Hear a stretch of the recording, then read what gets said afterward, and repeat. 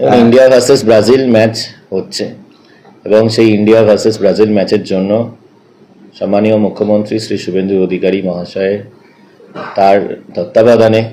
আমাদের সকল যে দপ্তর যারা কনসার্ন আছে এই বিষয় নিয়ে তারা প্রত্যেকে লেগে পড়েছে একদম যাতে একটা ওয়ার্ল্ড ক্লাস প্লেয়িং এক্সপিরিয়েন্স এবং তার সাথে সাথে ওয়ার্ল্ড ক্লাস একটা যে ফেসিলিটিস মানে খেলা যেমন শুধু একদিকে খেলাটা থাকে মাঠের যে সার্কেলের ভেতর তার ফিল্ডের মধ্যে যেমন থাকে তেমনি ব্যবস্থাপনা সহ যে বিভিন্ন বিষয় থাকে সেগুলো যাতে একটা বিশেষ এক্সপিরিয়েন্স হয় মেমোরেবল এক্সপিরিয়েন্স হয় সেটা এনশিওর করার জন্য আমাদের পশ্চিমবঙ্গ সরকার এআইএফএফ এর সঙ্গে কথা বলে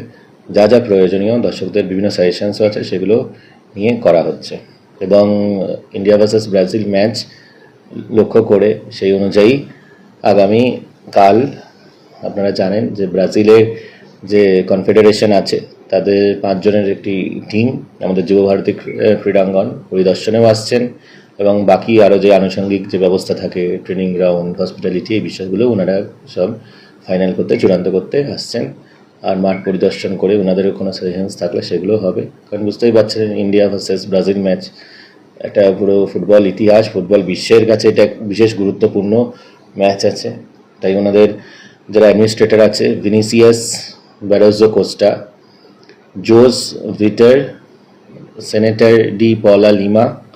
যিনি ওনাদের অপারেশনস ম্যানেজার আছেন ওনাদের মেন ন্যাশনাল টিমের যিনি জেনারেল সুপারভাইজার আছেন সার্জিও ডিমাস ডি অলিভেইরা আর ওদিকে ফিজিওলজিস্ট যিনি আছেন তারাও থাকবেন রামোস বলে আর তার সাথে সাথে ওনাদের সিকিউরিটির জন্য যারা দায়িত্বে আছে ব্রুনো মাজেই রেস এই 5 জনের সদস্য একদম ন্যাশনাল যে কনফেডারেশন আছে তারা পাঠাচ্ছে